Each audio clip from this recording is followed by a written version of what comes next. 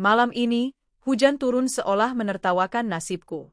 Gemericik air yang deras di luar sana kalah oleh suara tawa manja seorang wanita dari kamar utama kami. Kamar yang seharusnya menjadi tempatku beristirahat, kini diisi oleh dia. Riana, wanita simpanan Mas Dimas, suamiku. Cepat pindah. Riana mau istirahat, dia tidak suka ada aura negatif di rumah ini, bentak Mas Dimas dari ambang pintu. Aku menelan ludah, menahan air mata yang mendesak keluar. Tapi, Mas, tapi apa? Kamu mau melawan? Sadar diri, Ranti. Kamu itu istri yang gagal. Kamu cuma bisa memberiku anak cacat. Anak lumpuh. Hati ini seperti diremas. Aku segera memeluk Banyu, putra semata wayang kami yang berusia 6 tahun. Tubuhnya terkulai di pangkuanku, kakinya tak mampu menopang tubuhnya sendiri. Banyu menatapku dengan mata polosnya, seolah bertanya mengapa ayah membentak ibu lagi. Lihat. Mas Dimas menunjuk Banyu dengan dagunya, tatapannya penuh kebencian. Karena dia. Karena anak pembawa sial ini, harga diriku hancur. Aku malu. Malu punya keturunan tidak normal seperti dia. Setiap kata adalah sayatan. Inikah pria yang dulu berjanji akan menjagaku seumur hidup? Dengan tangan gemetar, aku menggendong Banyu di punggungku. Selimut tipis dan bantal bututku samtukan. Kita ke belakang ya, nak, bisikku lirih. Tujuan kami adalah gudang di belakang rumah. Ruangan sempit berukuran 2 kali 3 meter, pengap, penuh barang bekas, dan berbau debu. Inilah kamar kami setiap kali Riana datang menginap. Dan dia semakin sering datang. Mas Dimas membawanya pulang secara terang-terangan, memamerkan kehamilannya yang mulai membuncit, seolah itu adalah piala kemenangan atas kegagalanku. Aku merebahkan Banyu di atas kasur lipat tipis yang kami gelar di antara tumpukan kardus. Nyamuk mulai berpesta di kulit kami. Ibu dingin, lirih Banyu, menggosok-gosokkan kedua lengannya. Aku segera membungkusnya dengan selimut. Tidur ya, sayang. Besok pagi ibu buatkan bubur hangat. Banyu mengangguk pelan. Tak lama kemudian, napasnya teratur. Hanya aku yang terjaga, mendengarkan derit ranjang dan tawa cekikikan dari kamar utama. Mereka bercinta di atas penderitaanku. Sudah setahun ini hidupku seperti di neraka. Sejak Banyu divonis lumpuh permanen pasca demam tinggi, sikap Mas Dimas berubah total. Dia tak pernah lagi menyentuhku. Dia tak pernah lagi memberi nafkah sepeser pun. Buat apa aku beri makan wanita yang memberiku keturunan memalukan, begitu katanya setiap kali aku mencoba meminta uang belanja. Dia cuma merendahkan harga diriku. Untuk bertahan hidup, aku diam-diam mengambil pekerjaan menjahit dari Bu Lastri, tetangga kami yang punya toko kelontong sekaligus menerima order jahitan. Upahnya tak seberapa, tapi cukup untuk membeli beras dan obat pereda nyeri untuk Banyu. Aku memandang wajah tidur Banyu yang damai. Wajah inilah satu-satunya alasanku untuk tetap bernapas. Tuhan, kuatkan aku. Demi anakku. 3 hari Riana menginap. 3 hari pula aku dan Banyu hidup di gudang. Mas Dimas bahkan tak menoleh sedikit pun pada kami. Dia sibuk mengantar Riana belanja, membelikannya makanan enak, sementara aku dan Banyu hanya makan nasi dengan garam. Hingga di hari keempat, pagi-pagi sekali, aku terbangun oleh suara pintu mobil yang ditutup. Aku mengintip dari jendela gudang yang kotor. Mas Dimas memasukkan 2 koper besar ke dalam bagasi mobilnya. Riana, dengan perut buncitnya, memegang lengan Mas Dimas dengan manja. Mereka tampak seperti pasangan bahagia yang akan pergi berlibur. Aku merasakan firasat buruk. Mas Dimas masuk ke mobil, menyalakannya.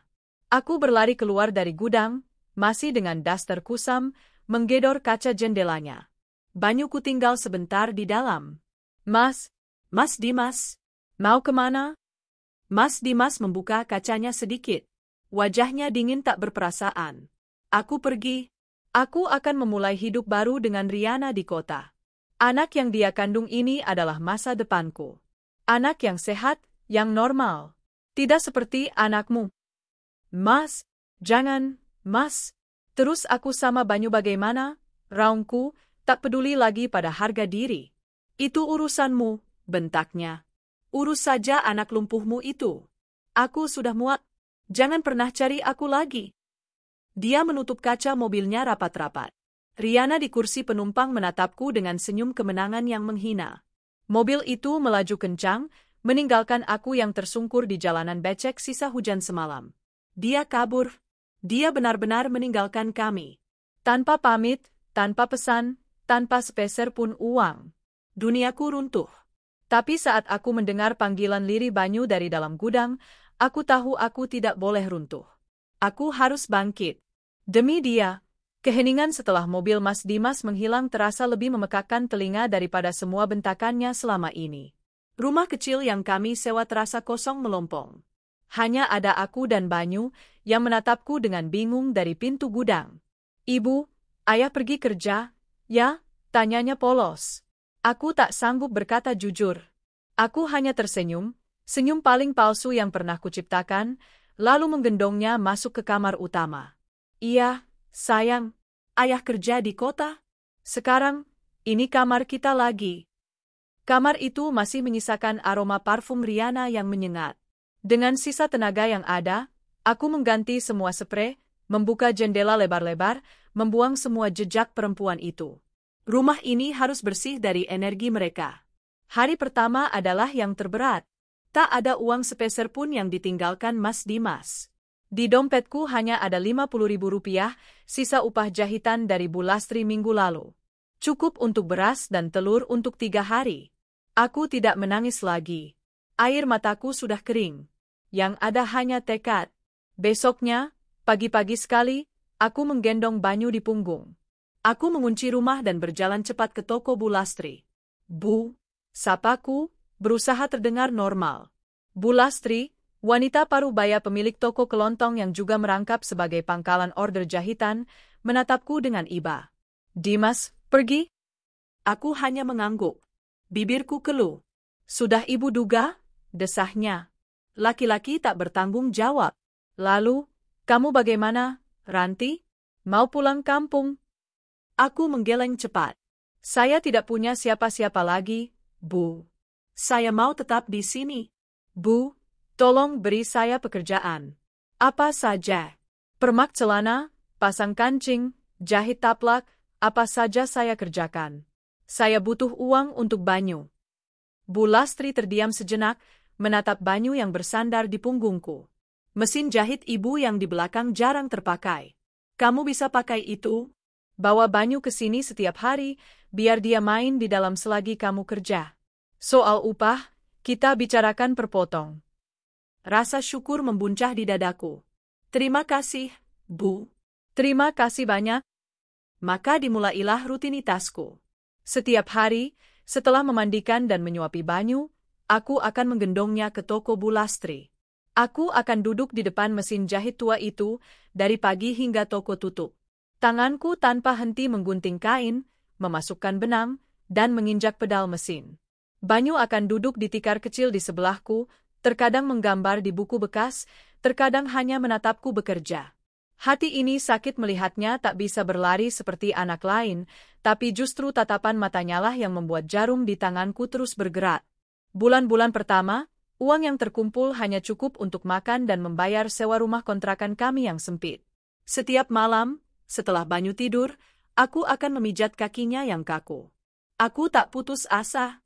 Aku teringat sebuah klinik fisioterapi gratis di puskesmas kecamatan. Setiap hari Rabu, aku akan izin pada Bu Lastri. Aku akan membawa Banyu naik angkot ke puskesmas. Di sana, Banyu akan dilatih oleh terapis. Mereka mengajariku gerakan-gerakan yang harus kulakukan di rumah. Jangan menyerah, Bu Ranti, kata Bu terapis. Ototnya masih merespon. Pelan-pelan, tapi harus rutin. Rutin. Itulah kuncinya.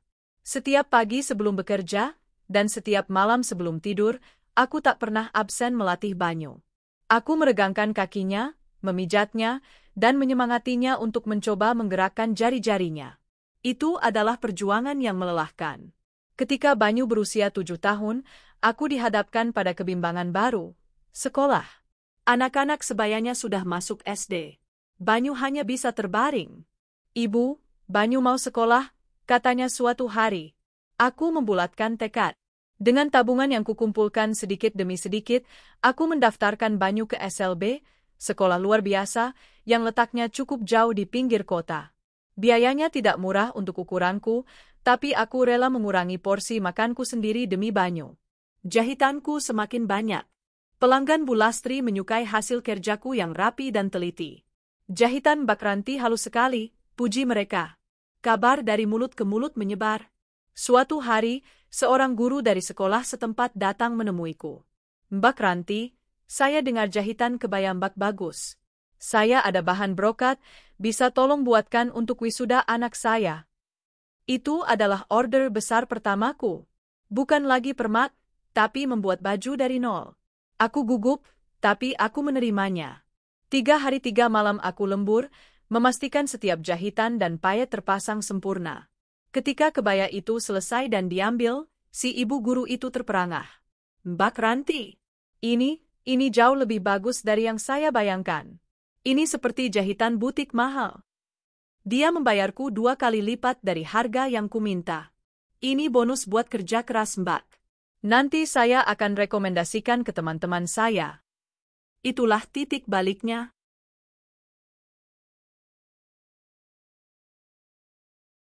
Satu persatu, pesanan pribadi mulai berdatangan. Bukan lagi lewat Bu Lastri, tapi langsung kepadaku. Pesanan seragam arisan, baju pengiring pengantin, hingga kebaya wisuda. Aku mulai berani membeli mesin jahit bekas yang lebih modern. Bu Lastri mengizinkanku menggunakan teras depan tokonya sebagai ruang pamer, kecil-kecilan. Aku masih bekerja di tempat Bu Lastri, tapi kini aku adalah mitranya, bukan sekadar buruhnya. 1 tahun setelah Mas Dimas pergi, aku sudah memiliki beberapa pelanggan tetap. Tabunganku mulai terisi. Dan yang terpenting, suatu sore, keajaiban kecil itu terjadi. Ibu lihat? Aku menoleh dari mesin jahitku. Banyu, yang sedang bersandar di dinding, berusaha menggerakkan jari-jari kakinya. Sedikit, hanya kedutan kecil. Tapi itu adalah gerakan. Aku berlari dan memeluknya. Kamu bisa, Nak. Kamu bisa? Malam itu, aku bersumpah. Aku bukan hanya akan menyembuhkan Banyu. Aku akan membangun istanaku sendiri. Aku akan sukses. Dan Banyu akan berjalan di sampingku. Waktu bergulir tanpa ampun, namun bagi kami, waktu adalah sahabat. Setiap detik yang berlalu adalah satu langkah menjauh dari gudang pengap itu. 2 tahun sejak Mas Dimas pergi, 2 tahun pula aku dan Banyu berjuang bersama. Order jahitan kebaya brokat dari ibu guru itu menjadi pembuka rezeki yang tak terduga. Namaku, Ranti si penjahit halus, mulai dikenal di seantero kota kecil kami. Teras toko Bu Lastri tak lagi cukup menampung gulungan kain dan pelanggan yang datang. Ranti, ujar Bu Lastri suatu sore, kamu harus cari tempat sendiri. Jahitanmu itu sudah kelas butik, bukan lagi permak biasa. Ibu ikhlas. Sudah waktunya kamu terbang lebih tinggi. Ucapan Bu Lastri adalah dorongan yang kubutuhkan. Dengan tabungan yang kukumpulkan mati-matian, kusewa sebuah ruko kecil di pinggir jalan utama. Hanya 1 petak, tapi bagiku, itu adalah istana. Di bagian depan, kupasang manekin dengan 2 kebaya terbaikku. Di bagian dalam, 3 mesin jahit bekerja hampir tanpa henti. Aku merekrut 2 gadis muda dari kampung sebelah untuk membantuku memotong kain dan memasang payet. Di papan nama kayu sederhana yang kupesan, kutulis nama usaha kami, Butik Harapan Bunda. Setiap rupiah yang kudapat, sebagian besar kualokasikan untuk Banyu. Perjuangan kami di ruang fisioterapi puskesmas berlanjut.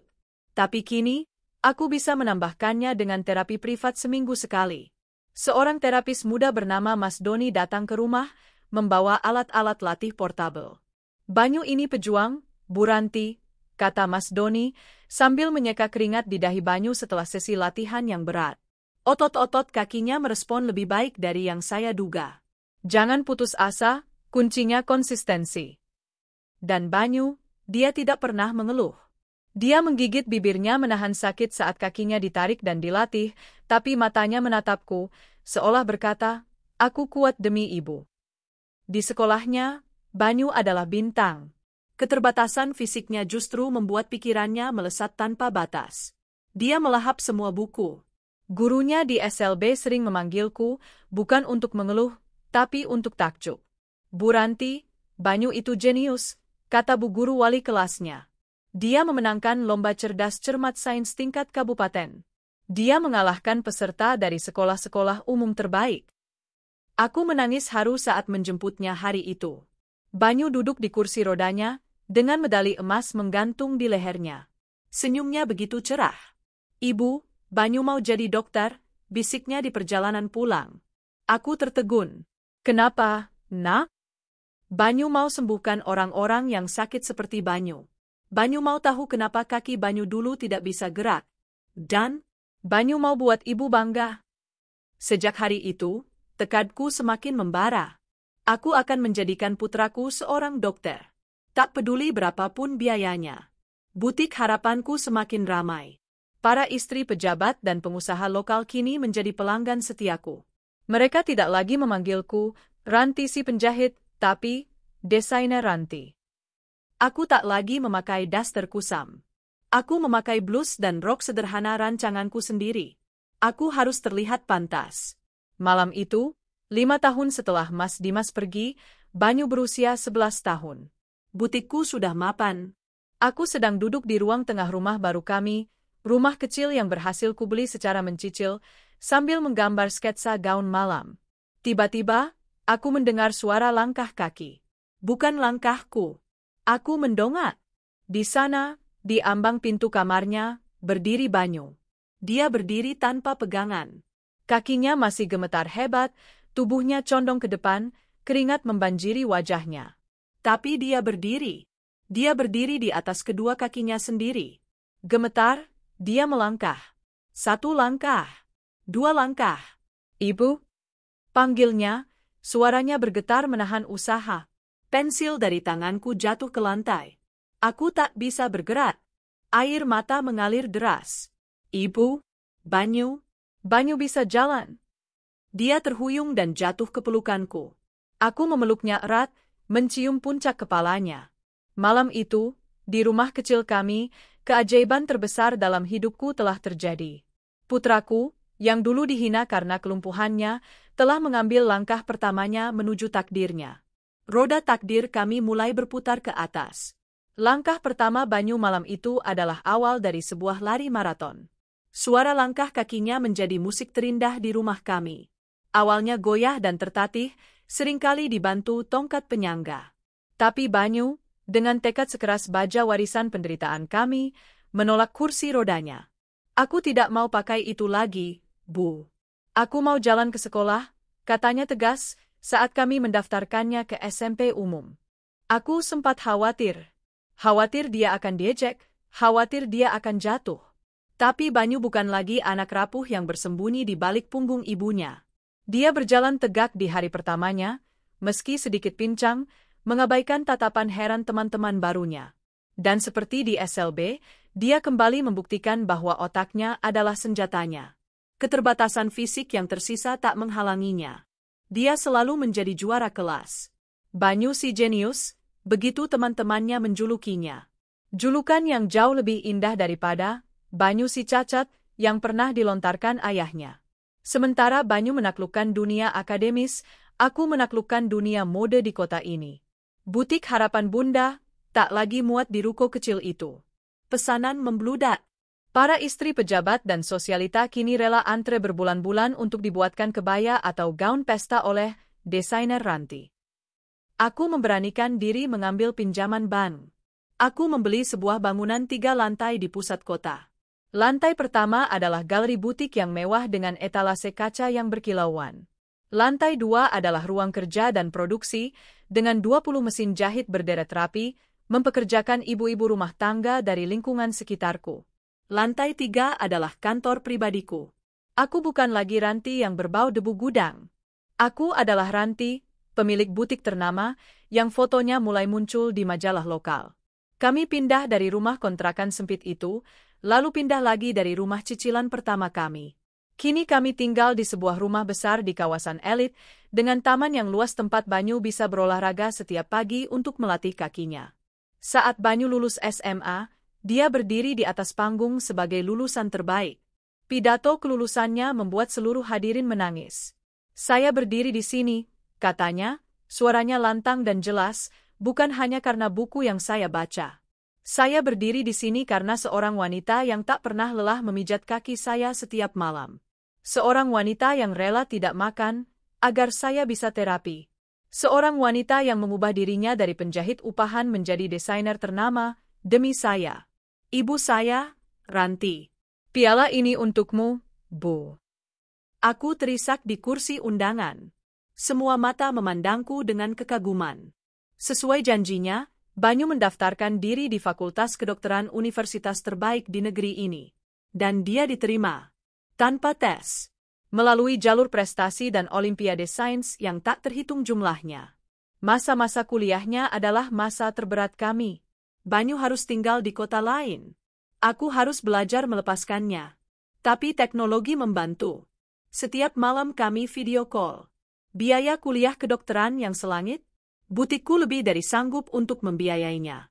Aku memberinya fasilitas terbaik, apartemen yang nyaman, dan buku-buku tebal yang ia butuhkan. Tahun-tahun berlalu bagai kedipan mata. Hari itu, 7 tahun setelah dia pertama kali masuk gerbang universitas, aku duduk di aula wisuda yang megah. Namanya dipanggil Banyu Prasetya, sarjana kedokteran. Lulus dengan predikat cum laude. Putraku melangkah ke atas panggung. Tegap, gagah, tak ada lagi jejak pincang di kakinya. Yang ada hanya seorang pria muda yang cerdas dan penuh wibawa, mengenakan toga kebesarannya. Dan setahun kemudian, setelah menyelesaikan masa magang dan sumpahnya, dia resmi menyandang gelar itu. Dr. Banyu Prasetya. Dia kembali ke kota kami, menolak tawaran bekerja di rumah sakit besar ibu kota. Banyu mau mengabdi di sini, Bu. Di kota tempat kita berjuang dulu, katanya. Dia diterima bekerja di rumah sakit umum daerah, rumah sakit terbesar di kota kami. Di hari pertamanya bekerja, dia memelukku di depan lobi rumah sakit. Ibu, bisiknya, terima kasih sudah tidak menyerah pada Banyu. Mulai hari ini, biarkan Banyu yang merawat ibu. Aku memandangi punggungnya yang tegap, berjalan memasuki pintu rumah sakit dengan jas dokter putihnya yang bersih. Putraku, anakku yang lumpuh. Anak yang dibuang ayahnya karena dianggap aib. Kini dia adalah seorang penyembuh. Hidup kami telah sempurna. Kami telah bangkit. Kami sukses dan bahagia. Aku tak tahu bahwa takdir sedang mempersiapkan babak akhir dari drama ini, tepat di dalam rumah sakit tempat putraku kini mengabdi. Kehidupan kami berjalan nyaris sempurna.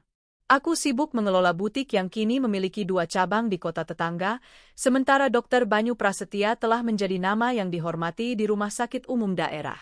Putraku mewarisi hatiku, bukan hati ayahnya. Dia terkenal di rumah sakit sebagai dokter yang paling peduli pada pasien miskin. Dia mendedikasikan sebagian waktunya untuk polis sosial, menangani mereka yang datang dengan KTP dan surat keterangan tidak mampu. Dia tak pernah lupa akarnya. Dia tak pernah lupa rasanya menjadi Banyu yang lumpuh. Suatu sore, aku memutuskan untuk mengunjungi Banyu di rumah sakit, membawakannya makan malam karena aku tahu dia pasti akan lembur. Aku berjalan menyusuri koridor steril beraroma disinfektan, mengenakan salah satu gaun terbaik dari butikku. Suster dan staf rumah sakit menyapaku dengan ramah. Mencari Dokter Banyu, Bu Ranti. Seperti biasa, Sus, jawabku sambil tersenyum. Aku tiba di depan ruang praktiknya. Pintunya sedikit terbuka. Aku mendengar suara Banyu yang tenang dan berwibawa. Sabar ya, Pak. Anak Bapak harus menjalani beberapa tes lagi. Saya lihat ini kasus yang cukup lama tidak tertangani dengan benar, ujar Banyu. Tapi kami tidak punya uang, Dok, jawab sebuah suara pria, parau dan putus asa. Suara yang, entah kenapa, terasa tidak asing. Masalah biaya, Bapak dan Ibu tidak perlu khawatir. Saya akan bantu urus lewat jalur sosial rumah sakit. Yang penting anak ini harus segera kita tangani, balas Banyu. Aku tersenyum bangga. Itulah putraku. Aku mendorong pintu itu perlahan. Banyu, Ibu Bau. Ucapanku terhenti di tenggorokan. Di depan meja Banyu, duduk 2 sosok yang tampak jauh lebih tua dari usia mereka. Seorang pria dengan rambut acak-acakan dan kemeja kusam yang lusuh. Seorang wanita dengan mata sembab dan wajah penuh kerutan kepahitan. Mereka tampak hancur, miskin, dan kalah oleh kehidupan. Dan di antara mereka, di atas kursi roda tua yang berderit, duduk seorang pemuda tanggung yang terkulai lemah. Kakinya kurus kering, persis seperti kaki Banyu puluhan tahun lalu. Lumpuh. Pria dan wanita itu mendongak saat mendengar suaraku. Waktu seakan berhenti. Napas kami tercekat. Pria itu adalah Dimas. Wanita itu adalah Riana. Mata Dimas membelalak. Mulutnya ternganga. Dia melihatku dari ujung rambut sampai ujung kaki. Melihat gaun mahalku, tas tanganku, dan aura percaya diri yang tak pernah kumiliki dulu. Ini bukan Ranti, istri buangan yang tidur di gudang. Ini Ranti, sang pemilik butik. Riana lebih cepat bereaksi. Dia berdiri dengan gemetar. Mbak Ranti, suaranya bergetar, penuh ketidakpercayaan. Banyu, yang tidak menyadari apa-apa, menoleh ke arahku. Ibu? Ibu sudah datang? Kenapa berdiri di situ? Sini masuk. Lalu Banyu melihat keanehan di wajah kami. Dia menatap Dimas, lalu Riana, lalu ibunya. Ibu kenal dengan mereka? Dimas masih terpaku. Dia menatapku, lalu menatap dokter muda di hadapannya. Dia pasti sedang menghubungkan titik-titik itu. Ranti? Dokter Banyu? Ranti? Desis Dimas, suaranya seperti tercekik. Jadi dokter ini? Aku mengambil langkah maju. Aku berdiri tegak di samping putraku. Aku menatap lurus ke mata Dimas, mata yang dulu menatapku penuh hinaan. Ya, Mas Dimas, kataku dengan suara yang dingin dan tenang. Kenalkan, ini Dokter Banyu Prasetya. Aku meletakkan tanganku di bahu Banyu yang tegap. Putraku, anak lumpuh yang dulu kau buang karena kau bilang dia memalukan dan merendahkan harga dirimu. Dad, dunia Dimas runtuh. Dia tersungkur dari kursinya, jatuh berlutut di lantai rumah sakit. Riana menjerit tertahan, menutupi mulutnya. Mereka menatap Banyu. Anak yang mereka tahu adalah Aib, itu, kini berdiri di hadapan mereka sebagai satu-satunya harapan untuk menyembuhkan anak mereka sendiri. Banyu, yang akhirnya mengerti, terdiam membatu. Wajahnya pucat. Dia menatap pria yang berlutut di lantai itu, lalu pada wanita yang menangis histeris. Ayahnya. Pria yang tak pernah dia ingat wajahnya, kecuali dari cerita-cerita pedih ibunya. Bisik Banyu, lebih pada dirinya sendiri. Dimas mengangkat wajahnya, air mata mengalir di pipinya yang kotor. Banyu, nak, anakku. Maafkan ayah. Riana merangkak, berusaha memegang kakiku. Mbak Ranti tolong kami, Mbak. Tolong anak kami. Dia juga lumpuh, Mbak. Hidup kami hancur. Dimas dipecat. Kami miskin. Tolong. Aku menarik kakiku. Aku menatap mereka tanpa ekspresi. Karma, bisikku. Sungguh, karma itu nyata. Keheningan di ruang praktik itu begitu pekat, seolah menyedot semua oksigen. Dimas masih berlutut, tubuhnya gemetar hebat. Pria yang dulu begitu angkuh, yang dengan teganya membentakku dan menyebut Banyu, Aib, kini tak lebih dari seonggok penyesalan yang menyedihkan di lantai. Riana terisak di kursinya, tak berani menatapku maupun Banyu. Satu-satunya yang tidak mengerti drama ini adalah pemuda di kursi roda itu. Dia menatap kami semua dengan bingung, wajahnya pucat karena sakit.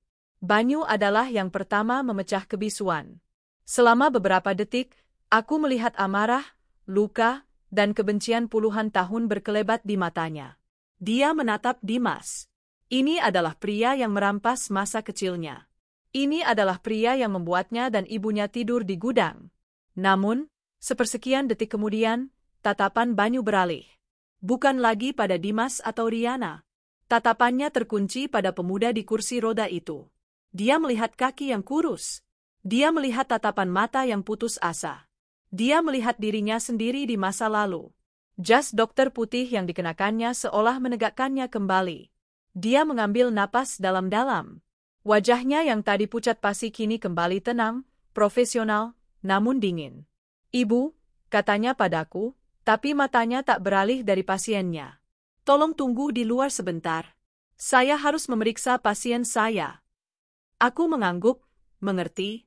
Banyu berjalan ke arah Dimas yang masih di lantai. Dia tidak mengulurkan tangan.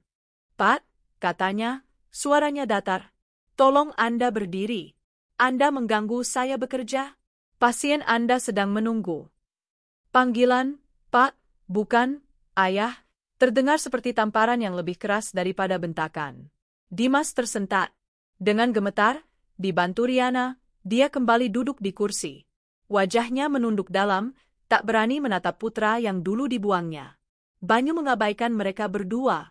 Dia berjongkok di depan pemuda di kursi roda itu.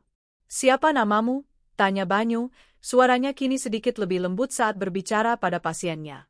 Hei, Rio, Dok, jawab pemuda itu lirih. Baik, Rio. Saya Dokter Banyu. Saya yang akan merawatmu. Izinkan saya memeriksa kakimu sebentar, ya. Banyu dengan telaten memeriksa kaki Rio, menggerakkannya perlahan, mengetuk refleksnya. Persis seperti yang dulu dilakukan para terapis padanya. Dimas dan Riana hanya bisa mematung, menyaksikan pemandangan surreal ini. Anak yang mereka hina sebagai cacat, kini menjadi satu-satunya harapan untuk anak normal, mereka yang ternyata juga ditakdirkan lumpuh. Setelah beberapa menit, Banyu berdiri. Kondisinya cukup kompleks karena sepertinya penanganannya terlambat, ujar Banyu, kembali pada nada profesionalnya yang dingin, ditujukan pada Dimas dan Riana. Kita harus melakukan MRI dan serangkaian tes darah. Saya akan jadwalkan. Tapi, Dok, Riana tergagap.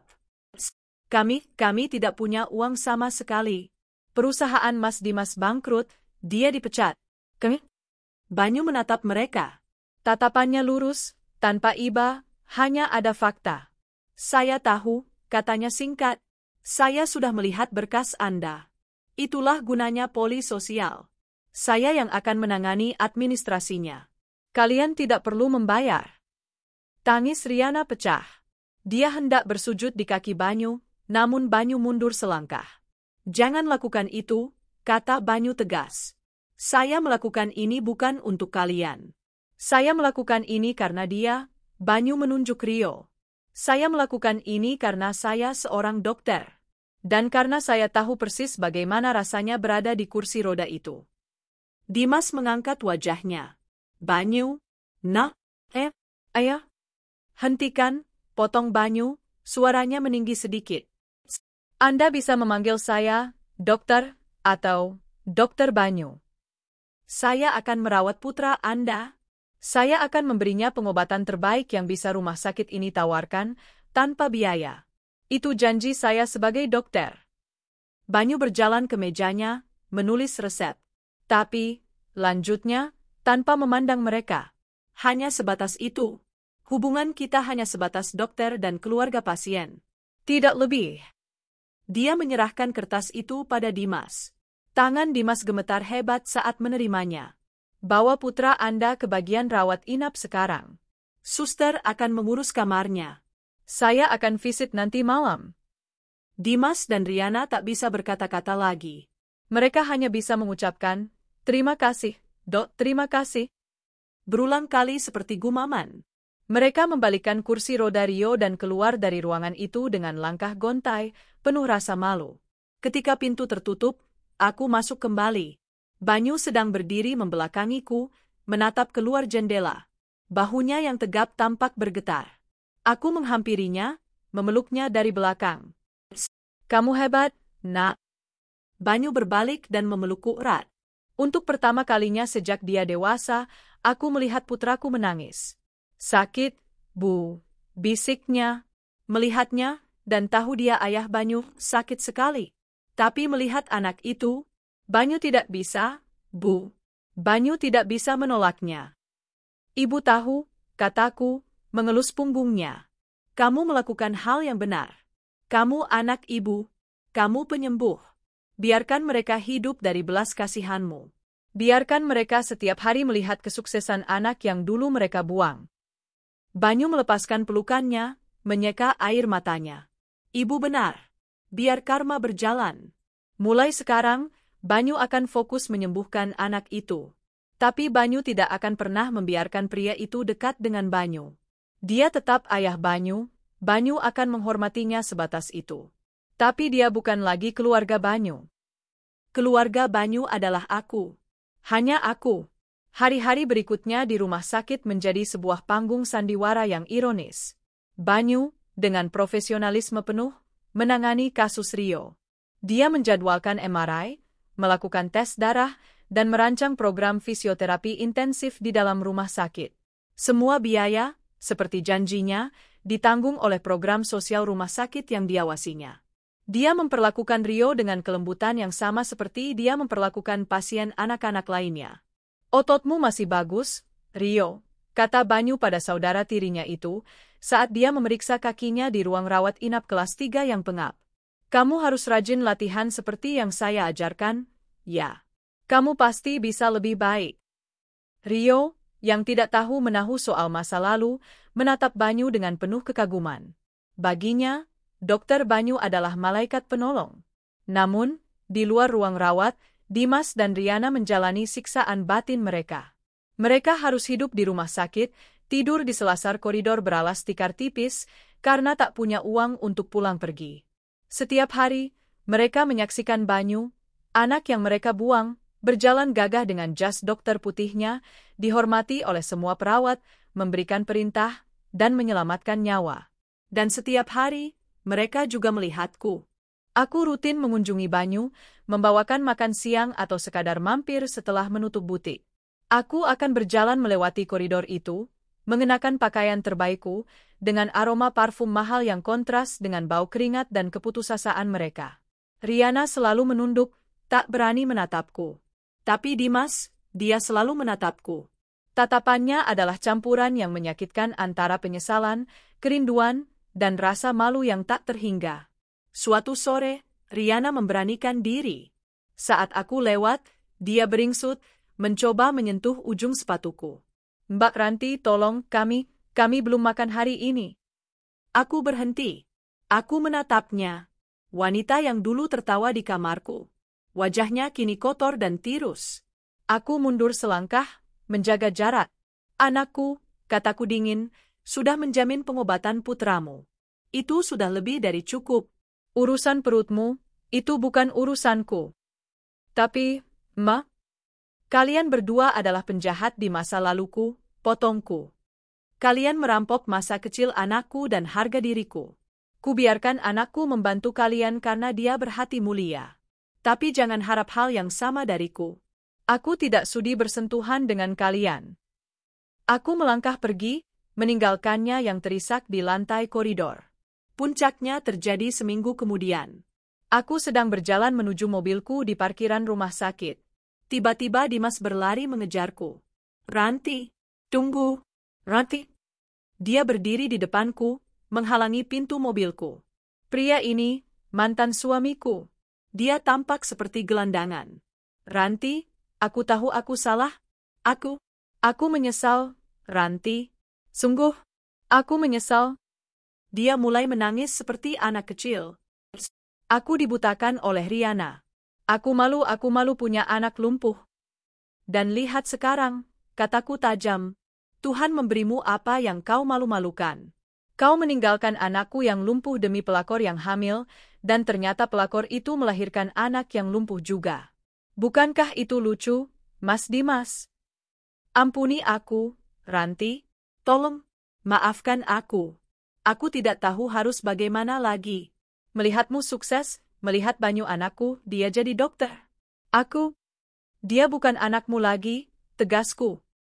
"Dia anakku. Anak yang kurawat dari upah menjahit. Anak yang kusekolahkan dari hasil keringatku sendiri. Anak yang kulatih berjalan saat kau sibuk memeluk wanita lain." Aku menyesal. "Apa penyesalan saja tidak cukup," raungnya putus asa. Aku menatap lurus ke matanya. "Inilah saat yang kutunggu-tunggu." "Tidak," jawabku. "Penyesalanmu tidak ada artinya. Penyesalanmu tidak akan menghapus air mata Banyu saat kau membentaknya, cacat. Penyesalanmu tidak akan menghapus dinginnya gudang tempat kami tidur. Penyesalanmu hanyalah racun untuk dirimu sendiri." Aku membuka pintu mobilku. Biar karma berjalan dengan alurnya sendiri. Anakku akan tetap merawat putramu karena dia seorang dokter yang baik. Tapi aku dan Banyu, kami sudah bahagia. Kami sudah sukses. Hidupmu yang hancur sekarang, hiduplah dari belas kasihan anak yang dulu kau buang. Aku masuk ke dalam mobil, menyalakan mesinnya. Dimas terpaku di tempatnya, hancur lebur. Dia akhirnya sadar. Penyesalan tidak bisa memutar waktu. Aku melajukan mobilku meninggalkan pelataran rumah sakit, memutar lagu favoritku dengan kencang. Di kaca spion, aku melihat bayangan Dimas yang semakin mengecil, sendirian dalam penyesalannya yang tak berarti. Aku dan Banyu telah menang. 6 bulan berlalu sejak hari yang menghancurkan itu. Kehidupan di rumah sakit umum daerah telah membentuk sebuah rutinitas baru yang menyakitkan bagi Dimas dan Riana, namun menjadi bukti kemenangan diam bagi aku dan Banyu. Rio, putra mereka, telah menunjukkan kemajuan pesat di bawah penanganan Banyu. Dia tidak sembuh total, kerusakannya terlalu lama dibiarkan. Tetapi dari yang tadinya hanya bisa terkulai, kini Rio bisa duduk tegak dan mulai belajar menggerakkan tangannya untuk makan sendiri. Dia menjalani fisioterapi intensif 3 kali seminggu di unit rehabilitasi rumah sakit. Setiap Selasa, Kamis, dan Sabtu, pemandangan itu selalu sama.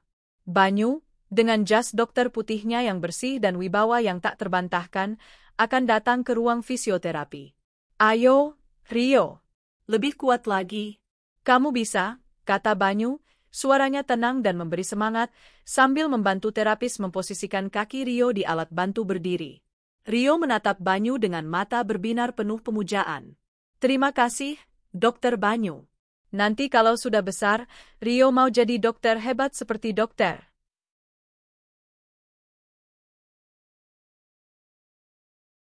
Di sudut ruangan, duduk Dimas dan Riana. Mereka hanya diizinkan menunggu di kursi tunggu pasien. Mereka tidak lagi lusuh seperti gelandangan. Banyu, atas nama kemanusiaan, telah meminta bagian sosial rumah sakit untuk memberi mereka akses ke pakaian layak dan makanan dari dapur umum rumah sakit. Hidup mereka kini sepenuhnya bergantung pada belas kasihan anak yang dulu mereka buang. Setiap pujian Rio untuk Banyu terasa seperti cambuk bagi Dimas. Setiap kali Banyu dengan sabar menyeka keringat Rio, Dimas teringat bagaimana dia dulu jijik bahkan untuk menyentuh Banyu. Mereka tinggal di rumah singgah yayasan dekat rumah sakit, sebuah fasilitas gratis untuk keluarga pasien tidak mampu. Kehidupan mereka kini adalah tentang menunggu. Menunggu jadwal terapi, menunggu jatah makan, menunggu belas kasihan. Sementara itu, butik Harapan Bunda, milikku semakin berkibar. Aku baru saja memenangkan tender besar untuk merancang seragam resmi seluruh staf wanita di kantor gubernur. Wajahku dan kisah inspiratifku, kisah yang sengaja tidak pernah menyebut nama Dimas, muncul di sampul majalah wanita nasional.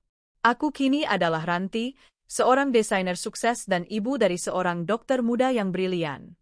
Suatu sore, aku menjemput Banyu. Aku melihat Dimas dan Riana sedang duduk di taman rumah sakit, mendorong kursi roda Rio. Aku menghentikan mobilku yang mewah tak jauh dari mereka. Banyu keluar dari lobi. "Banyu," panggil Dimas, memberanikan diri. Banyu berhenti. Dia menatap ayahnya. "Rio, dia sudah bisa memegang sendok sendiri," lapor Dimas, seperti seorang bawahan yang melapor pada atasannya. Ada harapan kecil di matanya. Harapan untuk sebuah pengakuan. "Bagus," jawab Banyu singkat, nadanya profesional. "Itu kemajuan yang baik. Lanjutkan latihannya di rumah singgah. Pastikan nutrisinya terjaga." "Iya, Dok." "Banyu." "Ayah?" Dimas tercekat. "Ayah bangga sekali padamu." Banyu terdiam sesaat. "Kebanggaan Anda tidak saya butuhkan," jawab Banyu, suaranya tidak marah, hanya datar. "Saya permisi. Pasien saya sudah selesai untuk hari ini." Banyu berbalik dan berjalan ke arah mobilku, di mana aku sudah menunggunya. Dia membuka pintu, tersenyum padaku. "Ibu masak apa malam ini?" "Banyu lapar sekali." "Ibu masak rawon kesukaanmu," jawabku sambil tertawa. Kami melaju meninggalkan area rumah sakit. Dari kaca spion, aku melihat mereka. Dimas, Riana, dan Rio. 3 sosok yang membeku di taman. Dimas menundukkan kepalanya dalam-dalam, bahunya bergetar. Dia menangis. Dia adalah pria yang dulu memiliki segalanya, istri yang patuh, anak yang, sebelum sakit, normal, dan pekerjaan yang mapan. Dia membuang itu semua demi ego dan nafsu. Kini, dia tidak punya apa-apa. Dia hidup dari belas kasihan anak yang dia sebut aib. Dia harus menyaksikan anak itu tumbuh menjadi segala sesuatu yang tidak pernah bisa dia capai. Dan aku ada di samping Banyu. Kami bahagia. Kami sukses.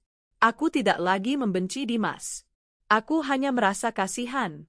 Karena hidup dalam penyesalan yang tak berarti, sambil melihat apa yang kau buang bersinar begitu terang, adalah hukuman yang jauh lebih kejam daripada kematian. Karma telah menyelesaikan tugasnya. Biarlah dia hidup dengan itu selamanya. 10 tahun berlalu. Waktu telah memoles hidup kami hingga berkilau. Hari ini, aku berdiri di depan cermin besar berbingkai emas di sebuah ballroom hotel termewah di kota. Aku tidak sedang menjahit di gudang berdebu. Aku sedang merapikan dasi kupu-kupu di leher seorang pria gagah yang mengenakan setelan tuxedo termahal rancanganku. Pria itu adalah Dr. Banyu Prasetya. Anakku, hari ini adalah hari pernikahannya. Sudah sempurna, Bu, kata Banyu, suaranya dalam dan penuh wibawa. Dia tersenyum padaku lewat pantulan cermin. Di usianya yang ke-33, Banyu bukan lagi sekadar dokter. Dia adalah kepala Departemen Rehabilitasi Medik di rumah sakit itu, seorang spesialis ternama yang metodenya memulihkan pasien-pasien lumpuh telah diakui di tingkat nasional. Dan dia tidak lagi pincang. Bertahun-tahun terapi dan olahraga yang disiplin telah menyempurnakan langkahnya. Kamu gugup? Tanyaku, tanganku sedikit gemetar saat menyentuh kerah bajunya. Sedikit, akunya, tapi lebih banyak bahagia. Akhirnya, Bu. Kita benar-benar bahagia.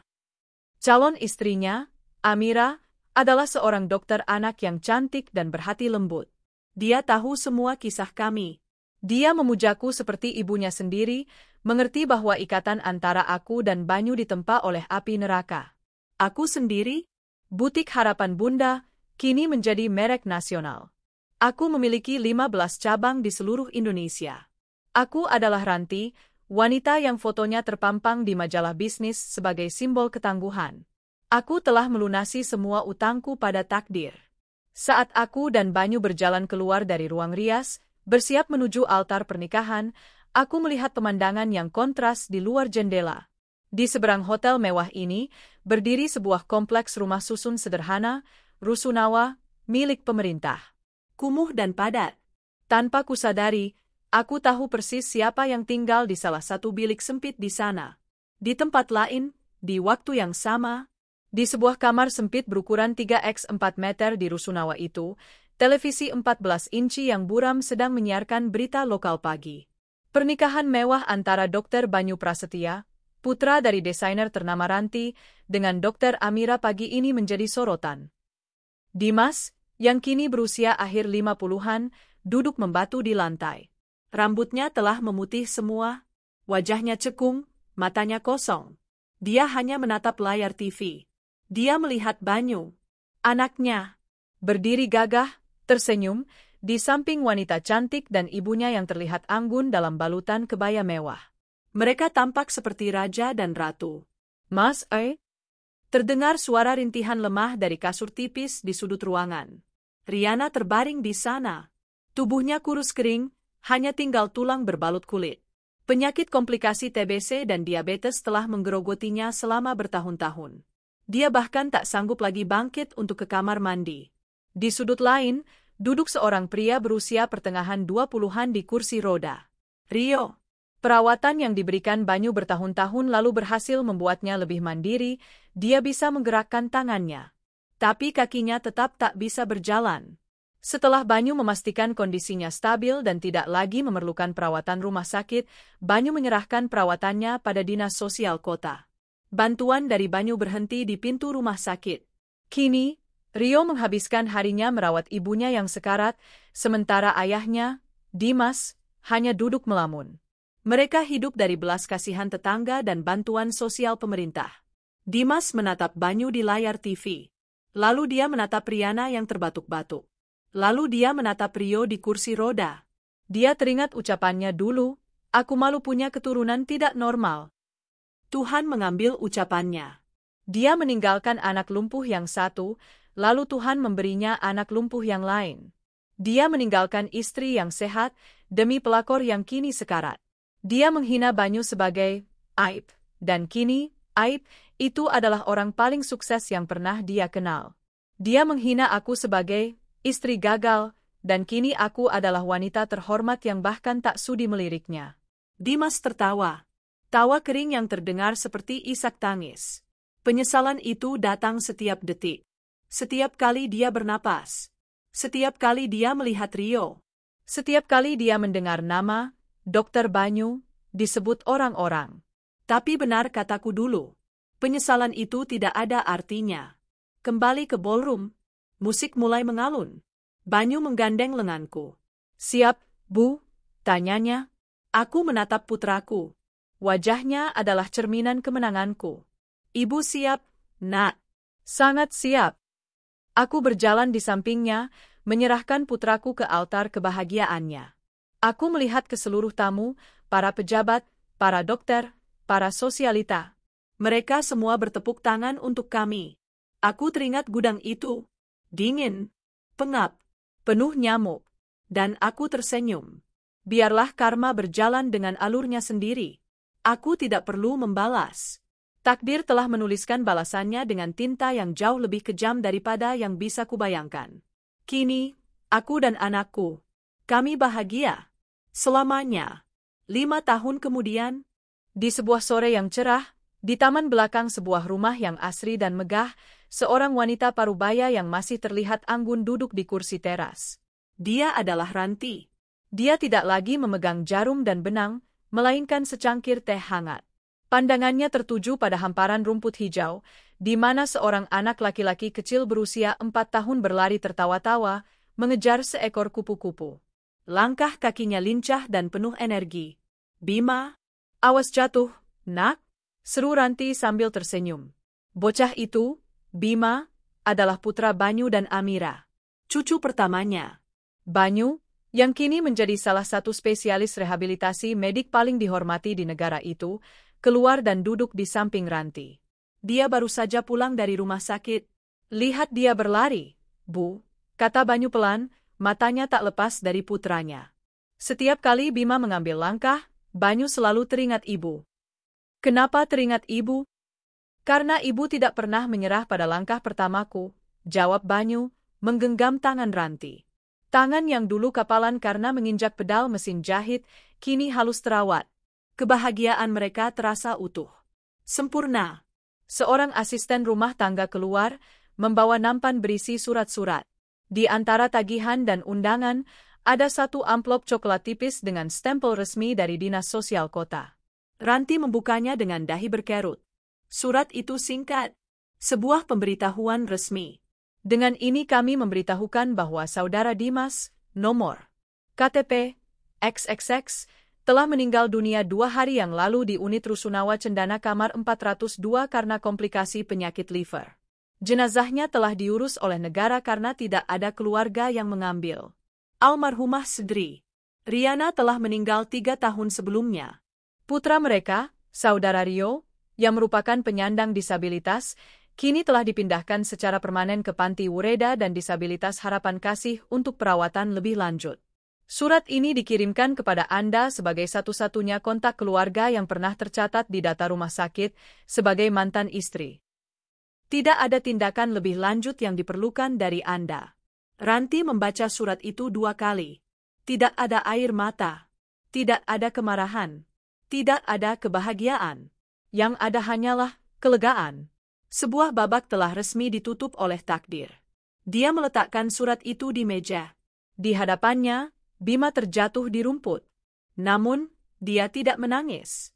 Dia tertawa, lalu bangkit lagi dan berlari ke pelukan Banyu. Ranti menatap pemandangan itu. Putranya yang dulu dibuang, kini menjadi ayah yang hebat bagi putranya sendiri yang berlari bebas. Surat pemberitahuan kematian itu tak lagi berarti apa-apa. Kenangan akan gudang yang pengap, bentakan, dan hinaan, kini terasa seperti kisah orang lain yang terjadi ribuan tahun lalu. Yang nyata adalah ini. Taman ini. Putranya, cucunya, butik harapan Bunda bukan lagi sekadar nama usaha. Itu adalah kenyataan hidupnya. Dia menyesap tehnya. Karma telah selesai. Dan hidup baru mereka telah lama dimulai. 10 tahun setelah kematian Dimas. Aula besar di Panti Wureda dan Disabilitas Harapan Kasih riuh rendah. Puluhan penghuni panti berkumpul, sebagian besar di kursi roda. Hari ini adalah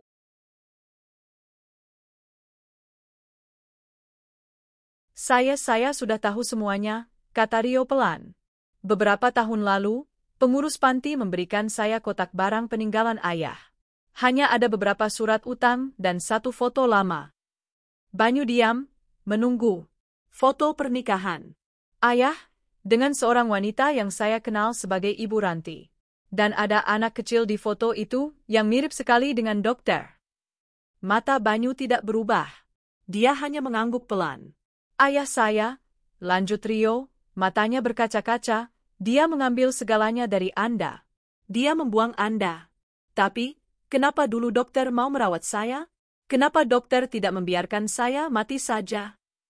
Inilah pertanyaan yang telah membebani Rio selama 1 dekade.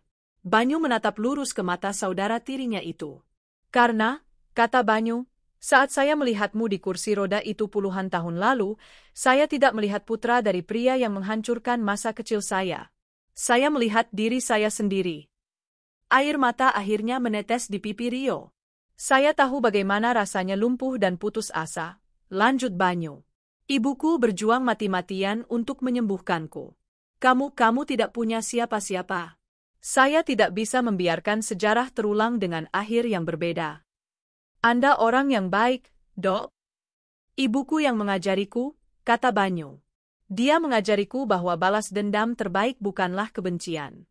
Balas dendam terbaik adalah menjadi sukses dan bahagia, lalu menunjukkan belas kasihan di saat kita punya semua kekuatan untuk menghancurkan. Banyu berdiri. Yayasan saya akan memastikan semua kebutuhanmu di sini terpenuhi, Rio. Selamanya. Hiduplah dengan tenang. Rio hanya bisa menunduk, menangis tanpa suara. Dia akhirnya mengerti. Malam itu, Banyu pulang ke rumahnya yang megah. Pesta kecil sedang berlangsung di taman belakang.